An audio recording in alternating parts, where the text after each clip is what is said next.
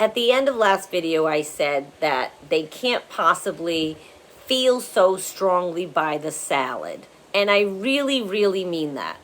I knew someone that went on a date once, and they were on the salad, which is where that sentence comes from.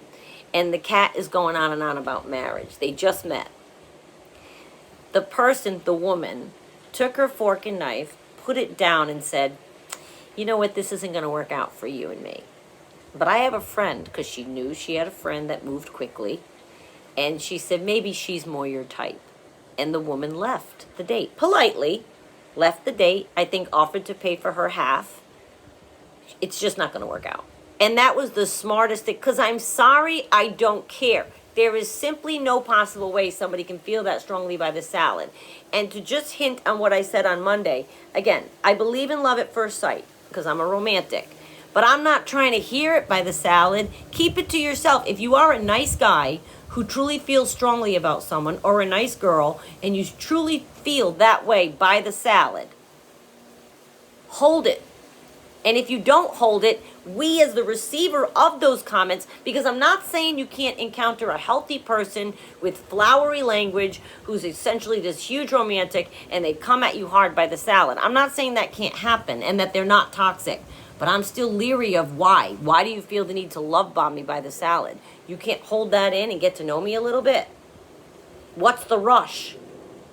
And if they're desperate to land someone, whether they're dysfunctional or not, even if they don't recognize the dysfunction of them being desperate and in a rush to land someone, they'll do everything they can to make you think that they did fall in love with you by the salad. Not realizing that's a little dysfunctional. Again, why the rush? Like we talked on Monday, this whole week is related. And if it's a narcissist or a toxic person, they're in a rush and doing this by the salad, to use that as just a metaphor, because they're desperate to have something you have. They need something you have. You might have a home they need to crash. They don't have their own home. They might need money and they see that you have it and they want to come into your world so that you can shower them with money. It could be anything. And if your person, again, is not a narcissist and they're just overly romantic and feeling all kinds of feels by the salad, then they will not go anywhere if you go slowly. Right? Because I'm open to that. If I'm by the salad and I'm not going to receive all that love bombing, and I might say to them, "You can't possibly know me well enough to feel all that. Why don't we just get to know each other?" And I would probably slow it down that way. And if they continued, again, love at first sight can happen for sure, but in retrospect, hearing somebody fell in love at first sight is different. When I hear a couple married 20, 50 years and they're like, "Oh, I knew right away," I believe them. I believe them. But I'm not going to be scared away by the salad of the first date because you know right away. I still want to see time in action. I don't care how good or bad or whatever a person is. I need to see time. I've decided that my parameter, my boundary for myself, to protect myself against those that are not with the healthiest of intentions, my boundary is I'm going to take time. So even if the cat is the most stellar cat on the universe and he can't control his words to get it out because he's overly romantic and he truly is love at first sight by the salad, I'm not going to take all of those words, internalize them, and believe them by the salad. I need time to see your character. I don't know if you lie yet. And you cannot possibly know if somebody lies or is a good person by the second date. And in terms of love at first sight, in hearing somebody say after 20 years of marriage, yes, it was love at first sight, that is way different. That becomes a very nice story. And that is way different than believing them immediately as to their feelings.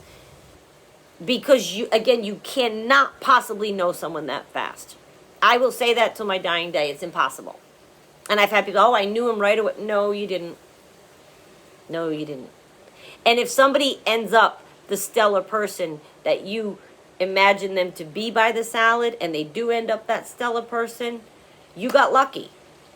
Because that wonderful, stellar human on the second date could be a narcissist, could be a toxic individual.